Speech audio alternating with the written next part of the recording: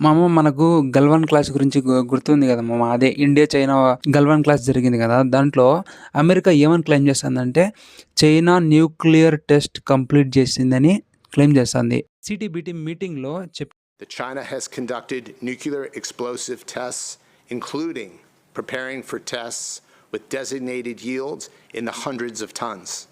అది ఎలా అంటే సిస్మిక్ డీకప్లింగ్ అనే సిస్టమ్‌తో చేసిందని చెప్తాంది. ఇప్పుడు నార్మల్‌గా ఎప్పుడైనా న్యూక్లియర్ టెస్ట్ జరిగినప్పుడు అక్కడ బ్లాస్ట్‌కి రాక్స్ అనేది క్రాక్ అయితుంది కదా! ఆ క్రాక్‌లో ఆ వేవ్స్ వస్తాయి. ఆ వేవ్స్‌ని చూసి న్యూక్లియర్ టెస్ట్ జరిగిందా లేదా అని చెప్పొచ్చు.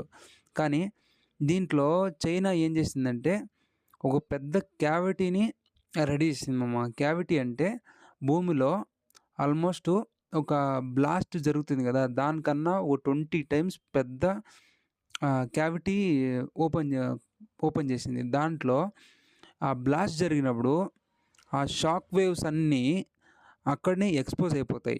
దాంతో అక్కడున్న ఎనర్జీ మొత్తం ఎనర్జీ గ్యాసెస్‌గా కంప్రెస్డ్‌గా అయిపోతుంది.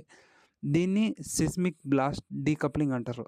దీంట్లో ఏందంటే -30-70 టైమ్స్ సిస్మిక్ సిగ్నల్స్ అనేది కనిపెట్టలేరనమాట.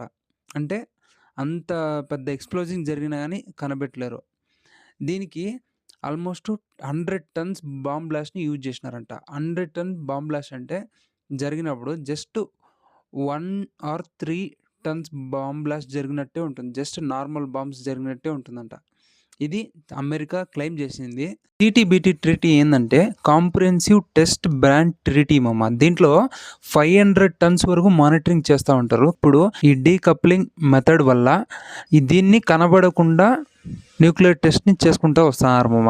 ఇది మామ దీని గురించి ఫుల్ వీడియో.